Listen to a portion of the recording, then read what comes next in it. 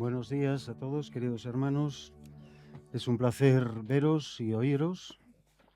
Quiero agradecer a Dani y a todo el hermoso grupo músico-vocal que tenemos que ser muy agradecidos a Dios y a cada uno de vosotros por vuestra entrega, por vuestra dedicación, por vuestra excelencia a la hora de tocar e interpretar estas hermosas canciones que nos llevan a los pies de la palabra de Dios. Han sido muy convenientes para mí y muy estimulantes las canciones que nos has invitado a cantar, Dani, gracias. Han fortalecido mi debilidad y han afianzado mi confianza en la fidelidad de Dios. Y abriendo su palabra, os invito entonces a considerar a partir del capítulo 26 del Evangelio de Jesucristo según Mateo. Si pudiésemos hacer, digamos, aplicar el esquema estereotipado, el esquema clásico de una obra de teatro, la compartimentaríamos, la dividiríamos en tres grupos principales, tres actos, tres momentos que se suceden en el tiempo y que corresponden a una presentación en el cual pues, se nos aparecen los personajes, sus circunstancias, un nudo en el cual pues algo va a pasar entre esos personajes o alguna circunstancia externa o interna, y ahí pues es el meollo de la cuestión, digamos, el intríngulis de lo que está pasando y el desenlace, que sería pues el último acto, digamos, de esa representación teatral. Nosotros al abrir el capítulo 26 de Mateo nos encontramos entonces en el desenlace. Ya se nos ha sido presentado quién es Jesús, su nacimiento, su bautismo, su llamamiento, su tentación. Y hemos visto cómo Él tenía una obra y un mensaje muy especial que dar, y así lo hizo. Y hemos visto cómo ha sanado, ha dado visto a los ciegos, ha curado a paralíticos, ha estado con los pobres y con los necesitados, y ha proclamado el reino del Evangelio de Dios. Y estas son las cosas que hemos visto y oído acerca de Jesús. Todo lo que Jesús en este orden hizo y dijo. Porque por desgracia, abro un pequeño paréntesis, permitidmelo, lo que acostumbramos y lo que suele ocurrir un día sí y otro también en este mundo es que muchas personas hablan mucho y después pues hacen bien poco. A nivel político, a nivel empresarial, a nivel cultural, a nivel deportivo. A todos los niveles. Somos dados sí a hablar, pero como dice un castizo refrán, una cosa es hablar y otra dar trigo. Pero Jesús no fue así. Jesús hizo y dijo. Y cuando Juan el Bautizador le pregunta, bien sea porque en él había algún todavía atisbo de duda, o bien porque quería fortalecer y dejar bien claro para sus discípulos quién era Jesús, envía a preguntar, ¿tú eres el que esperábamos o tendremos que esperar a otro? Jesús le contesta, los ciegos ven, los cojos son sanados, y a los pobres se les es predicado el reino de los cielos. Esto es lo que Jesús hizo y dijo. Ya nos ha sido presentado quién es.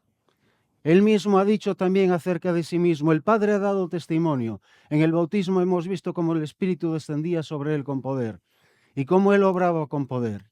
Y hemos visto también que le han perseguido, que le han acusado, que buscaban ocasión contra él, que buscaban argucias en la ley para que él pudiera quedar en un brete y que pudiera quedar desacreditado delante de todo el pueblo y aún más delante de las autoridades.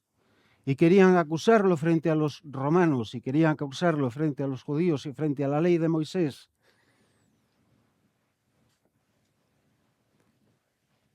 Y ahora se nos dice Estoy en Mateo capítulo 26, versículos 1 y 5.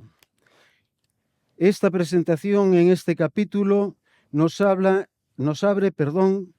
todo el episodio que podemos definir entonces como el desenlace de la obra y de la vida de Jesucristo en esta tierra.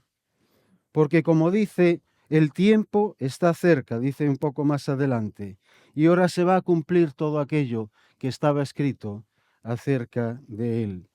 Capítulo 26 se nos dice: cuando acabó Jesús de pronunciar todas estas palabras, dijo a sus discípulos: sabéis que dentro de 2 días se celebra la Pascua y el Hijo del Hombre será entregado para ser crucificado. Por entonces los principales sacerdotes, los escribas y los ancianos del pueblo se reunieron en el patio del sumo sacerdote llamado Caifás y se confabularon para apresar con engaño a Jesús y matarlo. Pero decían: no durante la fiesta, pero para que no se haga alboroto en el pueblo. Tenemos entonces que Jesús, una vez que hubo acabado de pronunciar todas estas palabras. En los capítulos anteriores hemos visto entonces y hemos desgranado palabras muy específicas acerca de Jesús. Tenemos también en otros evangelios las palabras que Jesús en este tiempo previo a esta última semana va a pronunciar y va a decir. Y aquí se nos dice entonces que ya Jesús terminó ya esa obra, terminó ya esa labor. Pero Jesús ya había avisado antes, ya había dicho palabras muy idénticas antes precisamente de todo este periodo que antecede a estos días finales. En el capítulo 20, versículo 17, se nos dice que, previo a esto que estamos nosotros aquí, cuando Jesús caminaba hacia Jerusalén, tomó a sus 12 discípulos aparte y les dijo: ahora subimos a Jerusalén. Allí el Hijo del Hombre será entregado a los principales sacerdotes y a los escribas. Lo condenarán para muerte y lo entregarán a los gentiles para que se burlen de él y lo azoten y lo crucifiquen, pero al tercer día resucitará. Ya Jesús estaba diciéndole a sus discípulos qué era lo que le esperaba. Y no era precisamente momentos para gloria, momentos para encumbrarse, momentos para hacer una obra magnífica, momentos para manifestarse con poder delante del pueblo y delante de las autoridades, sino para ser entregado a los principales, a los escribas, a los sacerdotes, para ser condenado a muerte, entregado a los gentiles, azotado y crucificado.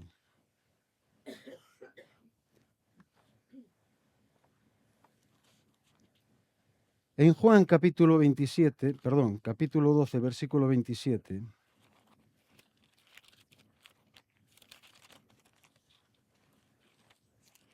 se nos dice palabras muy parecidas. Pero aquí es donde me gustaría, estoy en Juan 12, 27, haceros pensar un poco, como yo he pensado al enfrentarme a este texto. Me encuentro con Jesús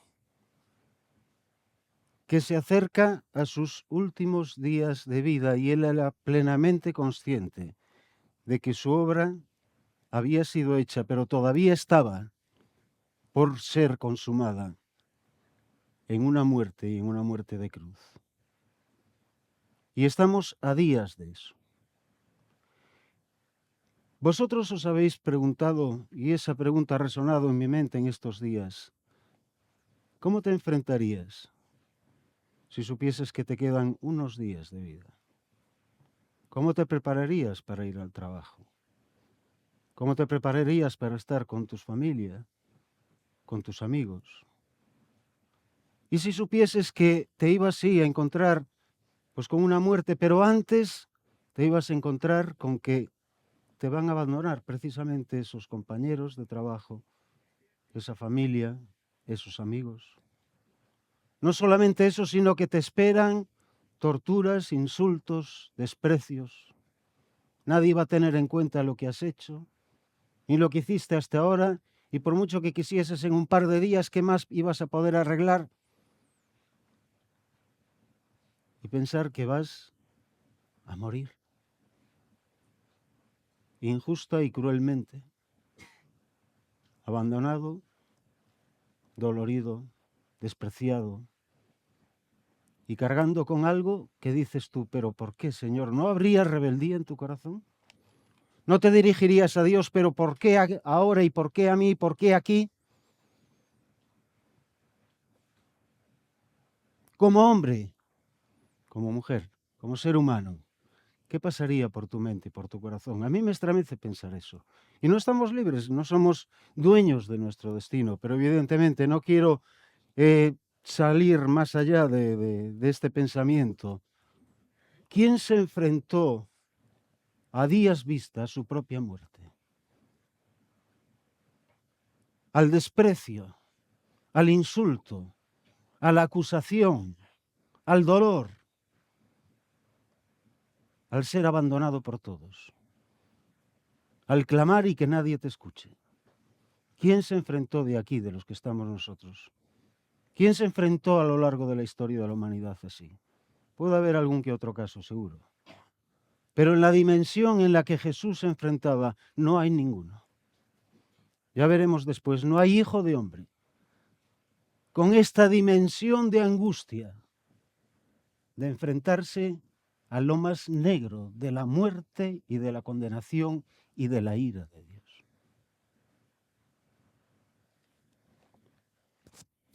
Juan capítulo 12, versículo 27. Jesús anuncia su muerte. Y él dice estas palabras. Y podemos entenderlo en nuestra capacidad, aunque esa dimensión a mí particularmente me sobrepasa. La profundidad del dolor que Jesús experimenta. Ahora está turbada mi alma, nos dice Jesús.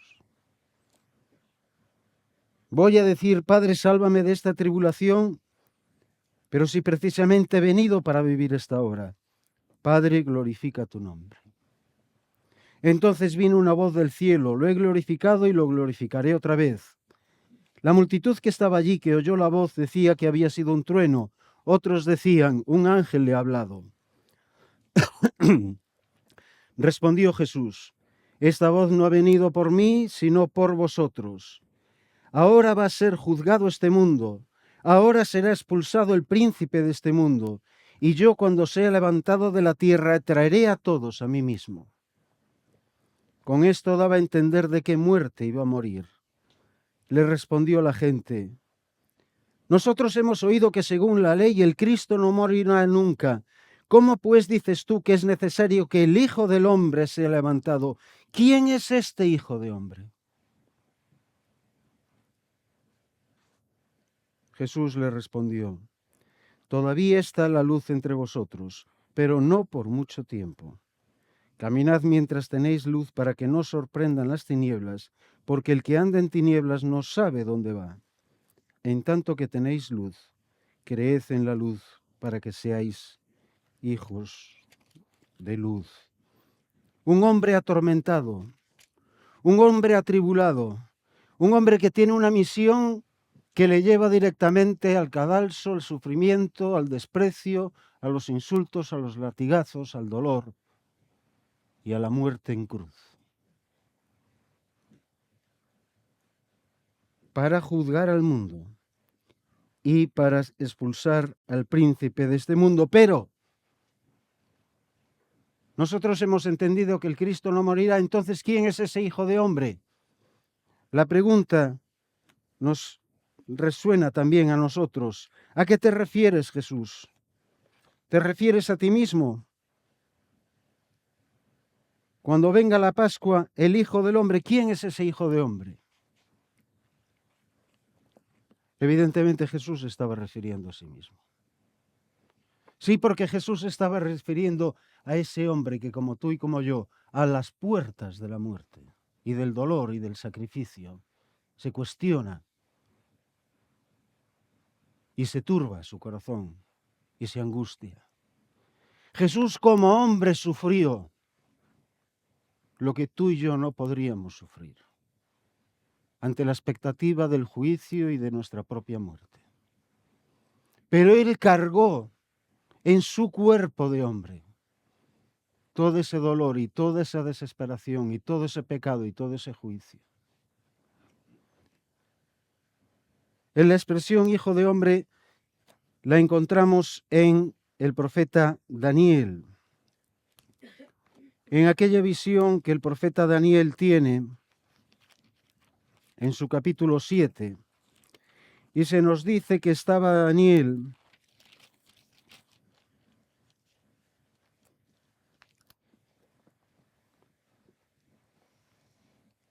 capítulo 7, en Babilonia, y tuvo un sueño mientras dormía. Y en ese sueño se le aparecían unas bestias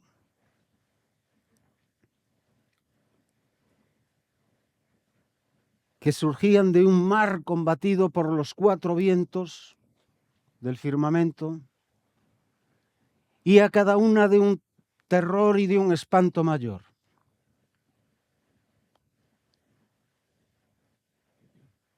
La primera era como un león y tenía alas de águila. Después vino uno cual un oso, la cual se alzaba de un costado más que del otro, y que se le dice: levántate, devora, come mucha carne. Después vi otra bestia semejante a un leopardo con 4 alas de ave en sus espaldas, que tenía 4 cabezas y le fue gran dado dominio. Y después otra, aún más terrorífica, espantosa, terrible, extremadamente fuerte, que pisoteaba con sus patas y tenía 10 cuernos. De ahí surgió uno que tenía ojos humanos y una boca que hablaba con gran insolencia, y esa destrucción bestial se apoderaba de la tierra, hasta que él siguió mirando, y asustado por las palabras insolentes que profería el cuerno y asombrado por todas aquellas bestias, vio en la visión nocturna que con las nubes del cielo, Daniel 7:13, venía uno como hijo de hombre, como un ser humano, llegó hasta el anciano de días y le hicieron acercarse a él. Y le fueron concedidos poder, gloria y reino para que todos los pueblos, naciones y lenguas le sirvieran. Su dominio es dominio eterno que nunca pasará, y su reino es uno que nunca será destruido. Es decir, Daniel estaba viendo cómo esas bestias se apoderaban de la tierra, y una era más terrorífica que la otra, y la una, el oso, despedazaba al león con alas de águila, pero después venía el leopardo que tenía 4 cabezas y despedazaba a su vez al oso, y después aquella gran bestia terrible. Y eso nos habla acerca, como la interpretación después se nos dice, de los imperios que gobernaron después de Babilonia. El oso se identifica con el medo-persa, el griego con ese leopardo con 4 cabezas. Recordar que cuando muere Alejandro Magno, todo el imperio griego se divide en sus 4 generales. De ahí vienen los Ptolomeos y los Seleucidas, etc. 4 cabezas que había en esa gran bestia, ese gran imperio bestial, terrorífico. Y Daniel estaba asombrado porque en Babilonia, donde estaba él, era uno de esos imperios, era una de esas bestias, y allí se actuaba de acuerdo al principio que rige el comportamiento animal, bestial, la fuerza, el dolor, la imposición, el esclavismo, la sumisión. Así gobiernan los imperios humanos. Así se gobierna el hombre a sí mismo. Y los imperios se suceden y todos son iguales de bestiales, de sangrientos. actúan por el impulso de destrucción que mora en nosotros, que nos lleva al pecado. Ese impulso que guió a Caín a matar a Abel. Ese impulso que guió a tantos y tantos hombres y mujeres a hacer daño y a someter y a oprimir y a hacer dolor y causar dolor y muerte a sus semejantes. El hombre estaba destinado para ese tipo de comportamiento, para ese tipo de aberración, para ese tipo de conducta animal. El hombre no había sido puesto en el jardín del Edén como imagen de Dios. Por eso se nos dice en esos mandamientos, no te hagas imagen de Dios, porque la imagen de Dios eres tú y soy yo. Somos imagen de Dios y actuamos como Dios actuaría, reflejando su gracia, su poder, su misericordia, su bondad, su fidelidad. ¿O nos comportamos como bestias y como animales? ¿Por qué? Porque la serpiente era la más engañosa de todas las bestias y de todos los animales y nos dijo, no le hagas caso a Dios. Compórtate como tú quieres. Tú sí que eres capaz de hacer cosas buenas y rechazar las malas, tendrás el conocimiento del bien y del mal. El conocimiento, el dominio, sabrás lo que es bueno y lo harás y lo que es malo sabrás rechazarlo. Y no morirás, sino que serás como Dios, conociendo el bien y el mal. Hemos sido capaces de tomar nosotros esa decisión. Hemos sido nosotros capaces de nuestra vida sacarnos del lugar que Dios nos había puesto, donde todo era bueno en gran manera, y querer hacer nosotros a nuestra manera lo bueno. ¿Hemos sido capaces nosotros de hacer eso? ¿Hemos sido capaces nosotros de comportarnos un día sí y otro también como imagen de Dios? ¿O nos hemos comportado como animales los unos para con los otros? ¿Hemos repartido bondad, misericordia, gracia? ¿O sigue latiendo en nosotros el odio, el rencor, la envidia?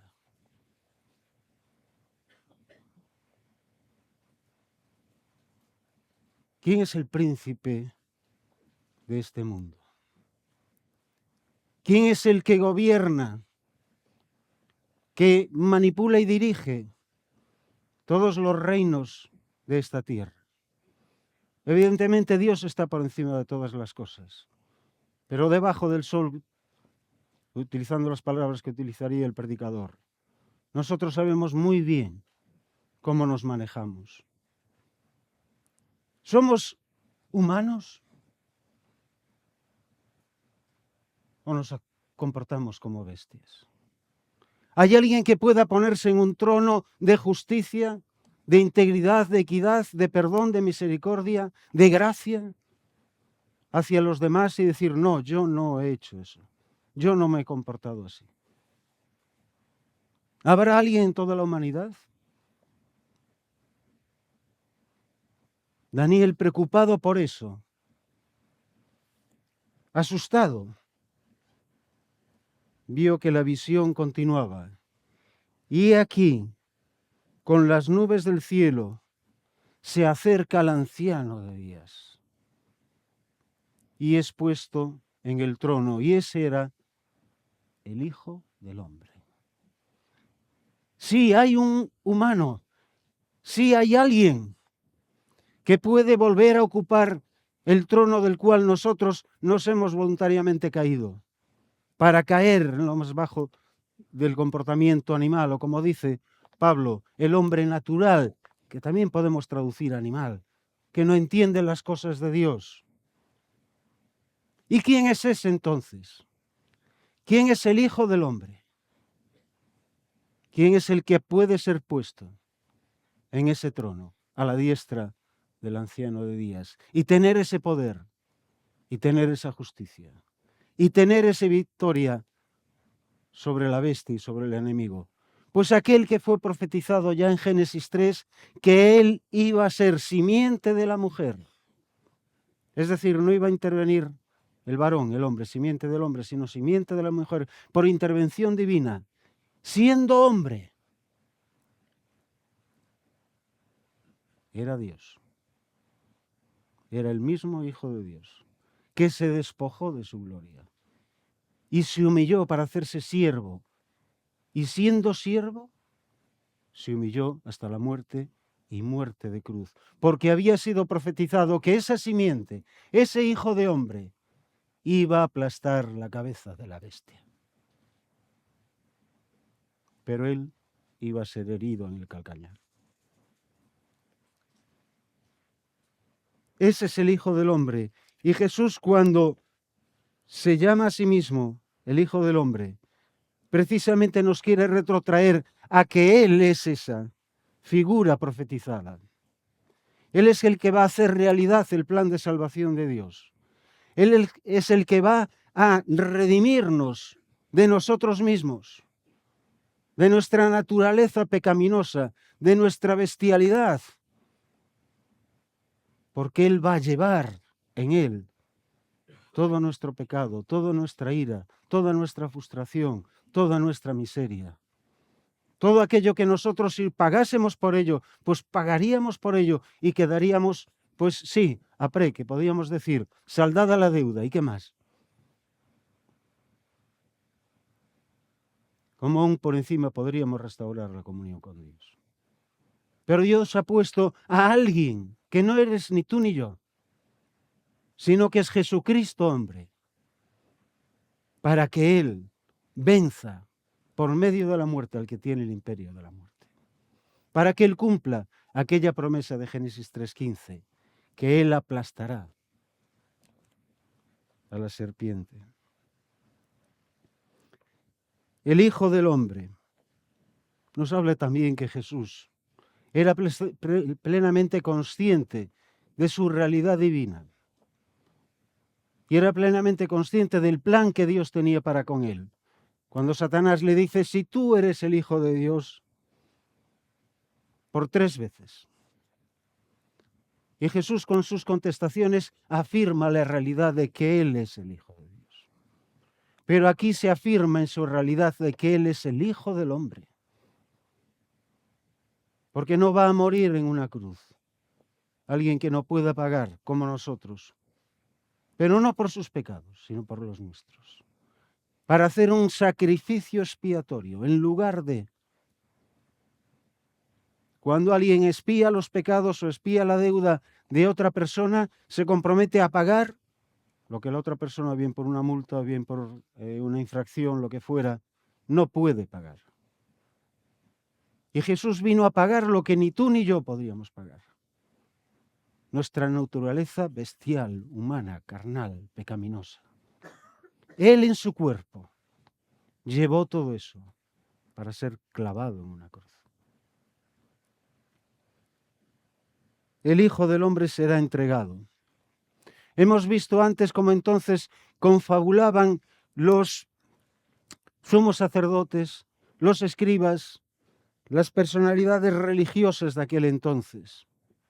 Y vemos también cómo los romanos tampoco las tenían todas muy consigo con Jesús, porque sabían muy bien que cuando había un grupito de judíos hablando de cosas teológicas, era muy fácil que a los 5 minutos ya empezasen a hablar de cosas ya más mundanas y empezasen pues a lo mejor pues a soliviantarse.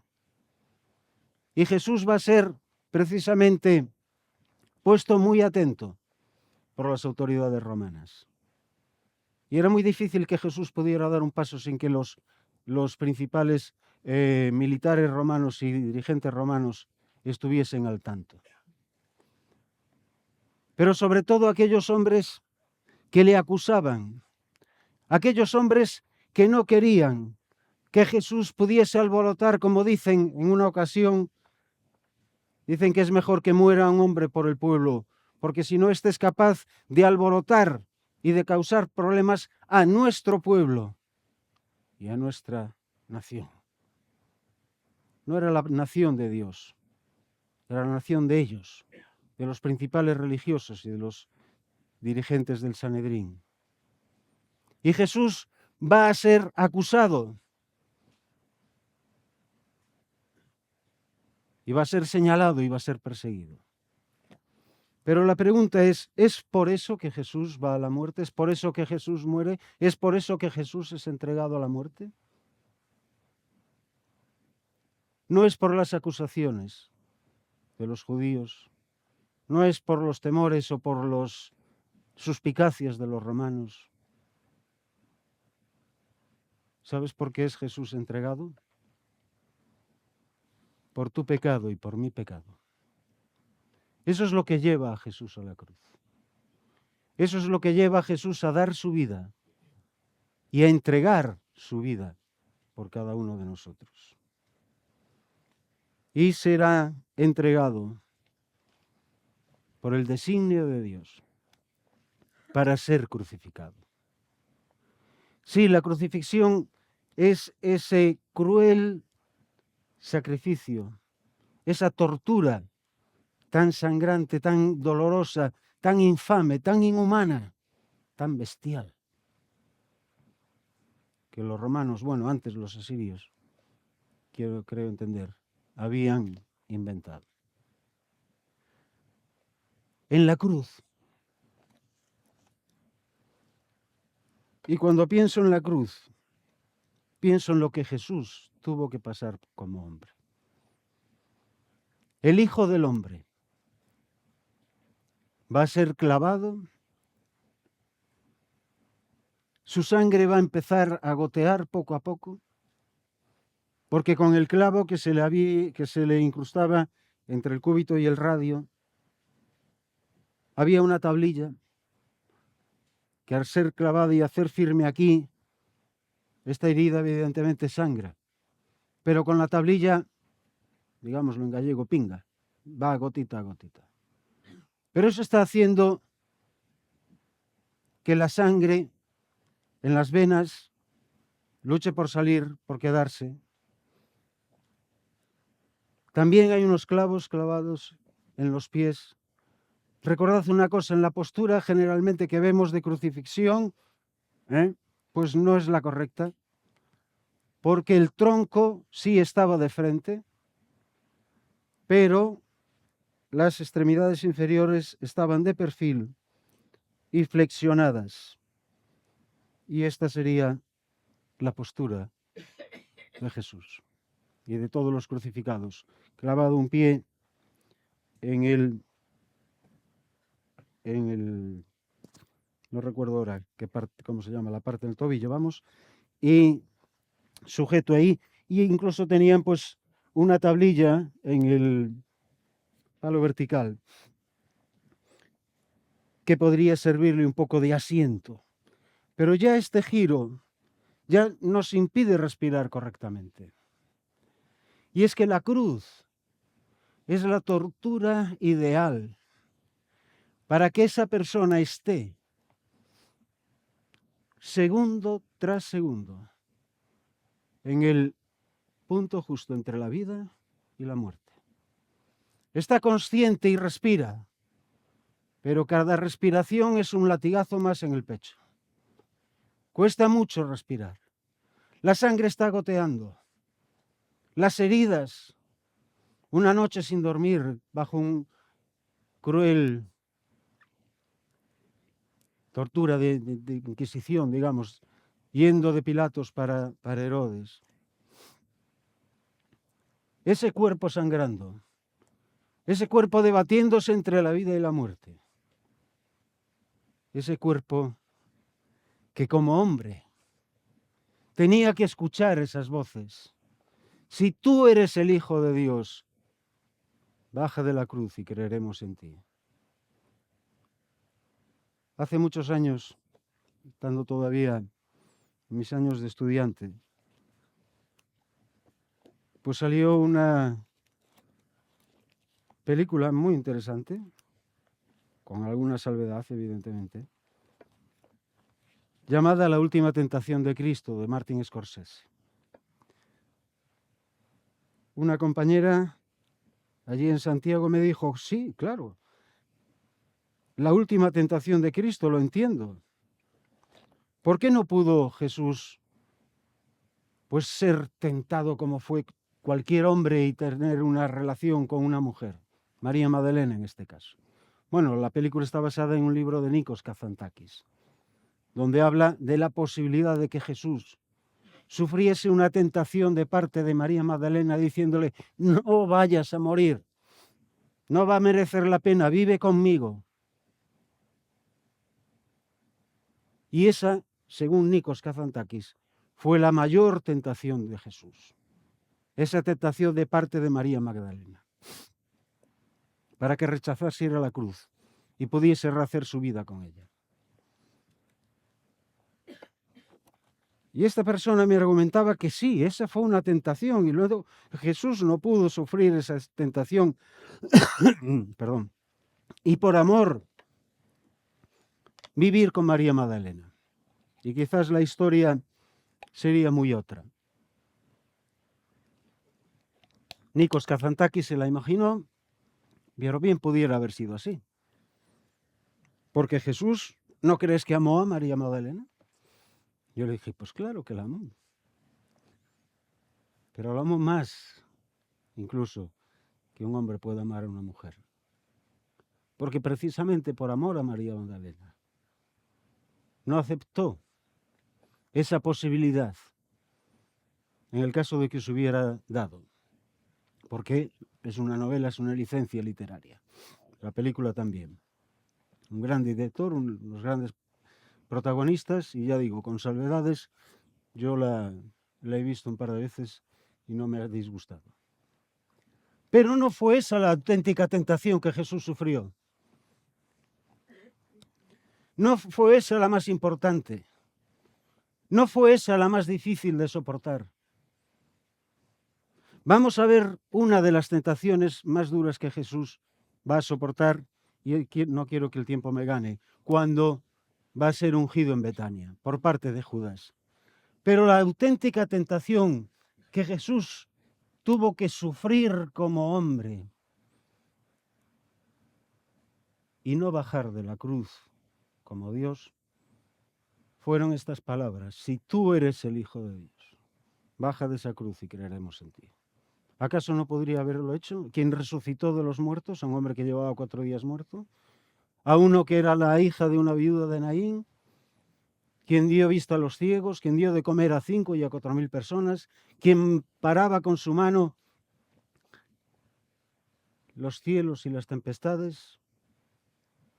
¿No podría haber bajado de la cruz? Seguro que todos creerían en él. Seguro que el revuelo sería tremendo. Bueno, lo de seguro que todos creerían en él, lo he dicho muy alegremente. Disculpadme. Pero sí habría sido una gran conmoción, y sí estaba ahí la voz del enemigo. Pero Jesús había venido para llevar y exprimir al máximo cada uno de tus pecados. Y se quedó en la cruz. Porque ten por seguro que no hay ningún pecado que Dios no haya pagado, que Cristo, no haya pagado en la cruz, para reconciliarte con Él, con Dios.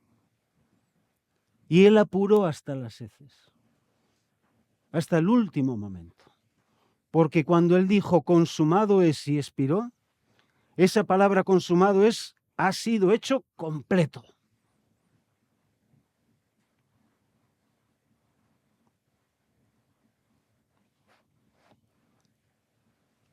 Y esa vida ha sido entregada, y esa sangre ha sido derramada, y ese pecado ha sido perdonado. Y estos son los designios de Dios, que el Hijo del Hombre sea entregado para ser crucificado. Pero vamos ahora a ver las andanzas de los hombres. Dios se adelanta a los hombres y les dice qué es lo que va a ocurrir. Pero entonces los principales sacerdotes, los escribas y los ancianos del pueblo se reunieron en el patio del sumo sacerdote llamado Caifás, y se confabularon para apresar con engaño y matarlo, no durante la fiesta. Aquí vamos a ver cómo ellos están tramando, cómo ellos están queriendo, además con engaño, con hipocresía religiosa. Porque quieren que las formas religiosas se mantengan, mientras ellos tapadamente cogen a Jesús y lo entregan a la muerte. Pero vamos a ver cómo los designios de Dios se van a sobreponer y van a dirigir los designios de los hombres. Antes de que entremos, digamos, ya en los últimos momentos de la Pascua, tenemos un episodio en el cual se nos dice que Jesús es ungido en Betania. Estando Jesús en Betania, en casa de Simón el leproso, se acercó una mujer que llevaba un vaso de alabastro con perfume muy costoso y lo derramó sobre la cabeza de Jesús, que estaba sentado a la mesa. Al ver esto, los discípulos se enojaron y dijeron: ¿para qué este desperdicio? Se podría haber vendido el perfume a buen precio y dado el dinero a los pobres. Jesús se percató y les dijo: ¿por qué molestáis a esta mujer? Lo que ha hecho conmigo es una buena obra, porque siempre tendréis pobres con vosotros, pero a mí no siempre me tendréis. Ha derramado este perfume sobre mi cuerpo con el fin de prepararme para la sepultura. Os aseguro que en cualquier lugar del mundo donde se predique este evangelio, se recordará también esta mujer y lo que hizo. Este episodio es anterior a estos días en los cuales estamos en el capítulo 26. Aquí está puesto a modo de paréntesis. También lo encontramos en Marcos capítulo 14 y en Lucas capítulo 22. Y es en Betania donde Jesús había resucitado a Lázaro, donde había sanado a ese hombre llamado Simón, que cenando, se nos dice que ella quiebra, en Juan creo recordar que se nos dice que es un frasco de alabastro de nardo puro de mucho precio. Según tengo entendido, pues ese nardo puro pues procedía pues muy cerca de las montañas del Himalaya, es decir, algo que tenía que ver con un producto muy caro, un producto de exportación, algo que evidentemente había costado mucho precio. Y ella unge desde la cabeza hasta los pies a Jesús, y sale una voz ahí discordante, que después se nos dice que es la voz de Judas. ¿Por qué se ha hecho esto, Jesús? ¿Por qué has permitido que esta mujer te unja? ¿Acaso no ves que este dinero se podría haber aprovechado muy bien para lo que nosotros queremos y hemos venido? Para trabajar por el bien de nuestro pueblo, del pueblo de Dios, del pueblo judío, para liberarlo de su opresión, para repartir como has repartido cuando repartías a 5.000 y a 4.000, para sanar a quienes no podían pagarse sus dolencias o curarse de sus dolencias. Jesús, escúchame, dice Judas, ¿por qué permites eso? ¿Por qué permites que esa mujer haga eso? ¿No ves que estás echando por tierra tu mensaje? Judas no estaba entendiendo a lo que Jesús había venido. Judas estaba convencido de que Jesús venía de parte de Dios. Judas estaba convencido de que las palabras de Jesús eran dignas de ser seguidas. Judas estaba convencido de que Jesús sería aquel que con brazo extendido y mano poderosa podía liberarnos del yugo de los romanos. Jesús estaba convencido de que a nivel, digámoslo así, político, Jesús era el hombre que estábamos esperando, que va a repartir a los pobres, que va a quitar la injusticia, que va a imponer un nuevo orden. Yo voy a seguir ese Jesús, dice Judas. Pero la sorpresa es mayúscula cuando Jesús acepta ser ungido y que ese dinero sea sobre su cuerpo. se ha gastado sobre su cuerpo y no sobre aquellos altos ideales y aquellas altas empresas a las que Judas pensaba en su mente. Y ahí sí que interviene una tentación de las más duras que Jesús sufre, porque realmente es la acusación del enemigo diciéndole: tú no vas a hacer la obra de defensa de los pobres. ¿Por qué permites ser ungido tú y no ayudar a los pobres? Y Jesús dice unas palabras que a mí me siguen impactando. Lo ha hecho para mi muerte. Ella sí que ha entendido, Judas, para qué he venido yo. Tú no. Tú no has entendido que el Hijo del Hombre ha venido para ser entregado y para ser crucificado y para morir en una cruz. Esta mujer lo ha entendido y lo ha hecho para ello. Y aún más, para mi sepultura aún lo ha hecho. Se ha adelantado por fe a los acontecimientos. En cambio tú, Judas, está sonando la voz de Caín ahí. Está sonando la voz que sonó en el Edén: haz las cosas a tu manera. Haz las cosas por el bien que tú crees que eres capaz de hacer. No le hagas caso al propósito de Dios. ¿Por qué? Porque los pobres siempre lo tendréis con vosotros. Y estas palabras de Jesús a mí me impactan porque, estudiando la historia de la humanidad, he visto cuántas, y creedme, algunas realmente buenas e interesantes iniciativas socioeconómicas y políticas para luchar contra la pobreza en el mundo. Pero resuena la voz de Jesús: pero los pobres siempre los tendréis con vosotros. ¿Por qué? ¿Vais a ser capaces de quitar la pobreza en el mundo? ¿Vais a ser capaces de repartir al que no tiene? ¿Vais a ser capaces de tener un comportamiento que no sea un comportamiento animal y de sumisión y de aprovechamiento y de esclavitud y de pobreza? ¿Cuántas buenas ideas a lo largo de la historia de la humanidad nos han dado a entender que hemos sido capaces de pergreñar soluciones, pero no hemos sido capaces de llevar ninguna a cabo? Porque nuestro viejo hombre, nuestro hombre animal, nuestro hombre natural, nuestro hombre bestial, nos lleva única y exclusivamente al mal. ¿Qué ocurre, Judas?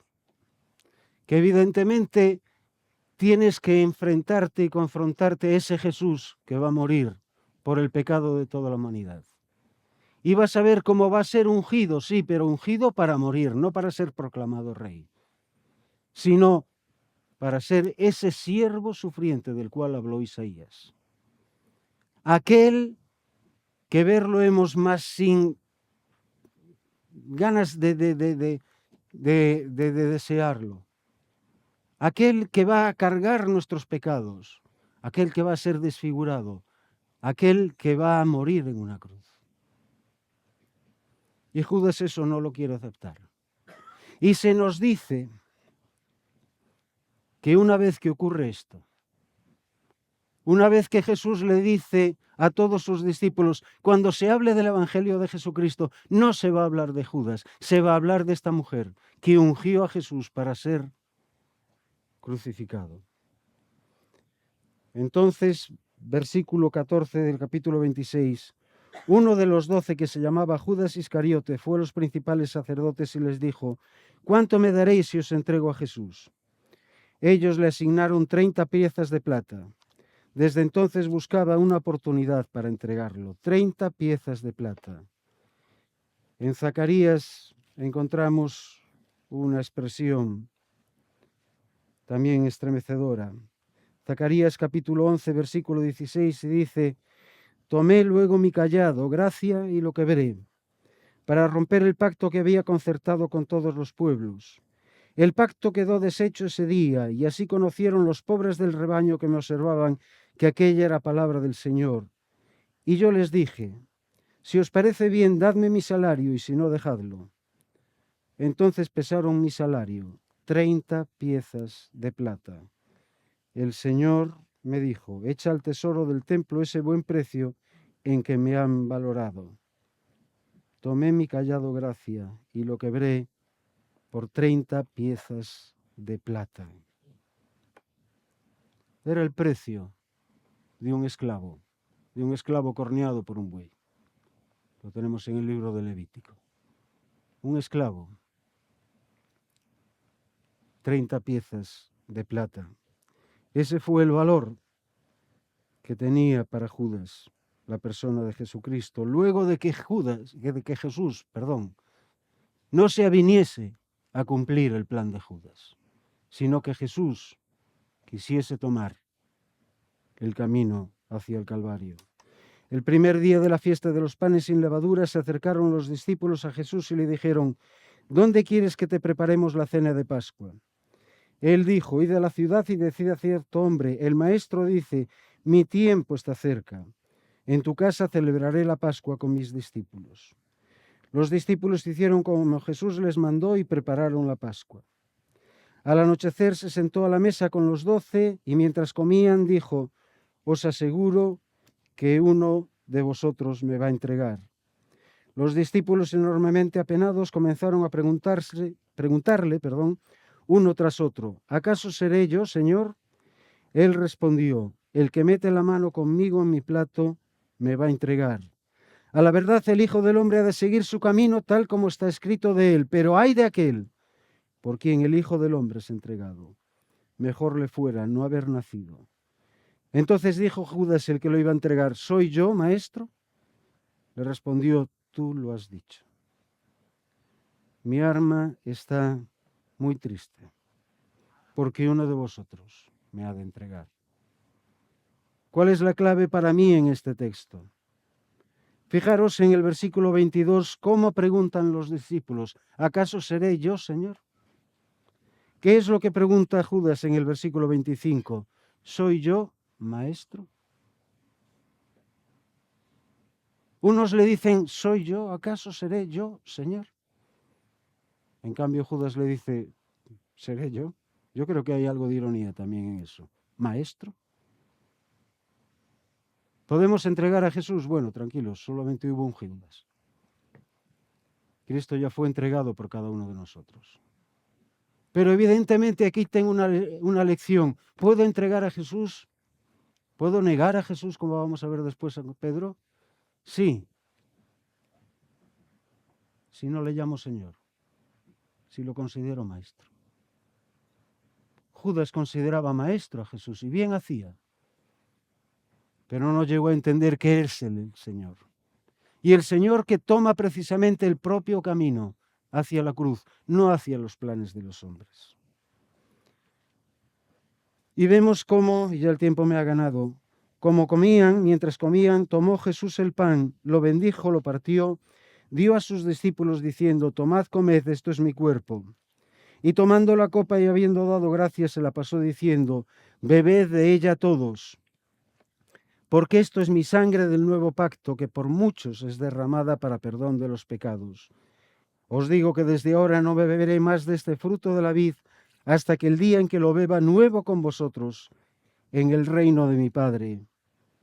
Y aquí tenemos la instauración no de un sacramento.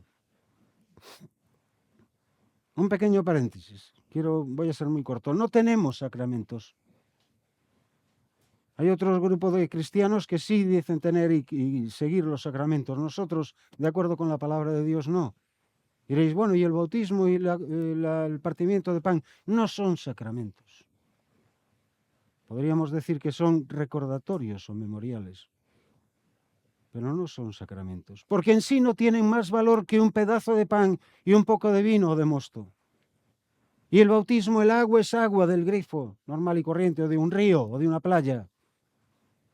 No hay nada en este pan, nada en este vino que sea sagrado o que nos reparta gracia de parte de Dios.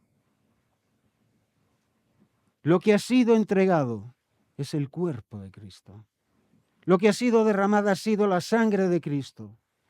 Y si tú participas simbólicamente de ese pan, de ese cuerpo, te apropias del sacrificio de Cristo. No tiene que ser repetido otra vez. No existe tal cosa como el sacrificio de la misa o el sacrificio de la Eucaristía. Ha sido una vez Cristo entregado por cada uno de nosotros. Una vez y para siempre, y de manera completa y absoluta. Nosotros venimos a recordar lo que el sacrificio de Cristo significa para nosotros. Yo quiero tomar ese pan, quiero tomar ese vino, porque quiero identificarme con lo que Cristo hizo por mí, porque yo no lo podría hacer. Lo tuvo que hacer Él por mí, tuvo que entregarse Él por mí, tuvo que ser crucificado Él por mí. Por mis pecados fue entregado. Para que esa sangre derramada, así como la sangre del Cordero era puesta sobre el propiciatorio, para que Dios sea propicio a nosotros. Para que esa sangre sea presentada, porque sin derramamiento de sangre no hay perdón de pecados. Y todos los pactos en la antigüedad estaban sellados con la sangre de esa víctima, de alguna manera que si alguien no cumplía el pacto, se le hiciera así como se le hizo a esa víctima. Y nosotros hemos sido los que hemos roto el pacto con Dios. Los que merecemos morir somos nosotros. Los que merecemos la justicia y el daño provocado por la ruptura del pacto con Dios somos nosotros. Pero aquí que Dios envía a su Hijo, el Hijo del Hombre, para que sea Él el que ocupe el lugar de todos y cada uno de nosotros. Y al compartir un pedazo de pan y al compartir un pedazo de vino, hacemos nuestro el sacrificio de Cristo. Ese sacrificio que se hizo una vez y para siempre. Después de haber cantado el himno, salieron hacia el monte de los olivos. Si tenéis un momento, no lo vamos a hacer hoy que el tiempo ya nos ha ganado, pero si vais al libro de los Salmos, desde el Salmo 115 al Salmo 118, el que se llama el Gilel, vais a encontrar partes de salmos y de canciones que se cantaban aquí en la Pascua. Y si vais al Salmo 118, vais a ver cómo se nos habla precisamente de que el salmista clama porque desde la angustia está rodeado por todas las naciones, está siendo castigado, está siendo destruido.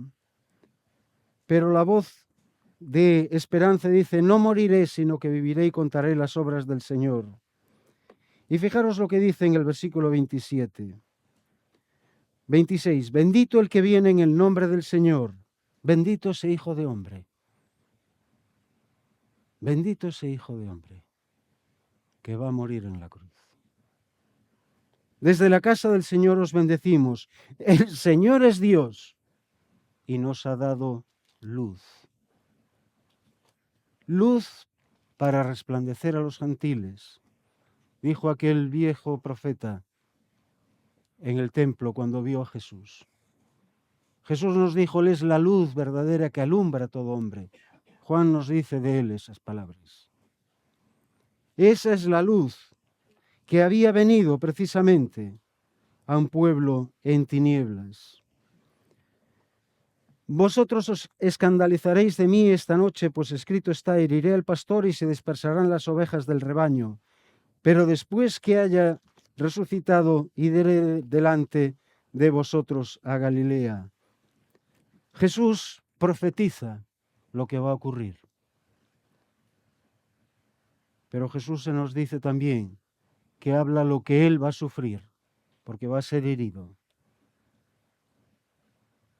Pero aún hay una tercera cosa. Nos habla de que Él resucitado nos guiará desde Galilea y hasta el confín del mundo. Jesús está profetizando a día de hoy en tu vida, estoy seguro. Jesús está diciéndote y te está preguntando, ¿te escandalizas de mí? ¿Sabes quién soy yo? ¿Quieres seguir haciendo las cosas a tu manera como Judas quería hacer? ¿O quieres aceptar el plan de Dios de salvación por la sangre preciosa de Jesucristo? Porque voy a ser herido. Heriré al pastor, sí. Ese pastor que muere por las ovejas descarriadas, que somos cada uno de nosotros. Ahora bien, Después que haya resucitado, iré delante de vosotros. Y esa es la expectativa que Jesús tiene, que vemos también en el Salmo 118. Él nos reunirá de entre todas las naciones y podremos alabar a Dios. Y podremos caminar en esa novedad de vida por medio de su Santo Espíritu, dejando atrás este cuerpo animal, este cuerpo de pecado. Y viviendo en esa nueva realidad que es la realidad espiritual de un nuevo hombre, de una nueva criatura. Ahora la escena termina y con esto pues también termino yo. Cuando Pedro al oír estas palabras replica y dice, aunque todos te fallen, yo nunca te fallaré. Jesús le dijo, te aseguro que esta noche antes que el gallo cante me negarás 3 veces.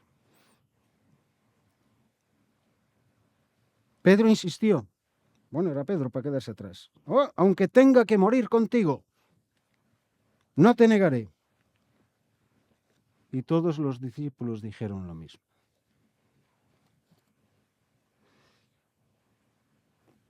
Podemos, aún en nuestro afán de pensar que nosotros vamos a defender, hablar bien, proclamar y vivir en la realidad de Cristo, pensar que nunca, o que alguna vez, o que en nuestra debilidad podremos llegar incluso a negarlo. A decir, no, a mí yo no tengo nada que ver con este. ¿Podremos caer como Pedro cayó? No estamos libres, desde luego que no. ¿Sabéis cuándo? Cuando no nos damos cuenta de que Jesús es el profeta que conoce nuestras vidas y conoce nuestras debilidades. Cuando nos olvidamos que ha sido Él el que pagó nuestros pecados, el que llevó nuestra miseria y nuestra podredumbre y nuestra torpeza y nuestro dolor en la cruz, y el que ha resucitado, para ir delante de nosotros todos los días de nuestra vida. Que no se nos olviden estas cosas, porque quizás podemos decir, aunque todos te fallen, yo no, y aunque todos te nieguen, yo no, y podemos decirlo todos. ¿Sabéis lo que ocurrió en el versículo 56? Unos pocos versículos más adelante. Jesús es arrestado después de que Judas le dé un beso. Como contra un ladrón habéis salido con espadas, le dice Jesús. Y termina ese fragmento en el versículo 56. Y entonces todos, no solo Pedro, entonces todos los discípulos lo dejaron y huyeron. Nuestro Señor nos merece un compromiso. Nos merece un compromiso de fidelidad por ese hermoso y pleno sacrificio que Él hecho en la cruz del Calvario. El Hijo del Hombre se ha entregado en una cruz por ti y por mí. ¿Puedes participar del pan y del vino? Puedes ser sumergido en esas aguas y decir, así como he sido el agua, es agua, no es nada más. Puede ser aquí, en un río, en cualquier otro lugar. En sí no tiene más valor que ser agua, pero que nos da a entender que la realidad de nuestra muerte con Cristo y nuestra resurrección con Él, podemos testificarla y confesar a Jesucristo, para que se nos pueda decir de nosotros algún día, buen siervo y fiel, sobre poco has sido fiel, sobre mucho te pondré. Padre, te damos gracias en el nombre de Jesús por tu palabra, porque nos enseña cosas que nosotros por nosotros mismos no podríamos entender, acerca de la obra y de la misión de nuestro Señor Jesucristo. Nosotros queremos ungir, oh Señor, a Jesús, porque para su muerte y para su resurrección, Él ha venido a cumplir esa obra. Él ha venido a enseñarnos nuestra miseria. Él ha venido a enseñarnos nuestra maldad. Que el juicio de Dios, oh Señor, pesa sobre nosotros por haber roto el pacto, por haber querido hacer las cosas a nuestra manera. Y Él en esa cruz derrama su sangre por cada uno de nosotros. Yo acepto esa sangre, yo acepto ese sacrificio. Yo quiero participar de ese pan y de esa copa. No participaré de los sufrimientos porque Él todo lo sufrió por mí, pero por su gracia y por tu gracia y por tu gloria, Señor, puedo participar de tus beneficios y de la comunión con todos aquellos que juntos confesamos el nombre de Jesucristo y la comunión para contigo, Padre. Gracias en el nombre del Señor Jesús. Y te pido una bendición muy especial para todos y cada uno de los hermanos aquí y de sus familias en esta semana que comenzamos. En el nombre de Jesús, amén.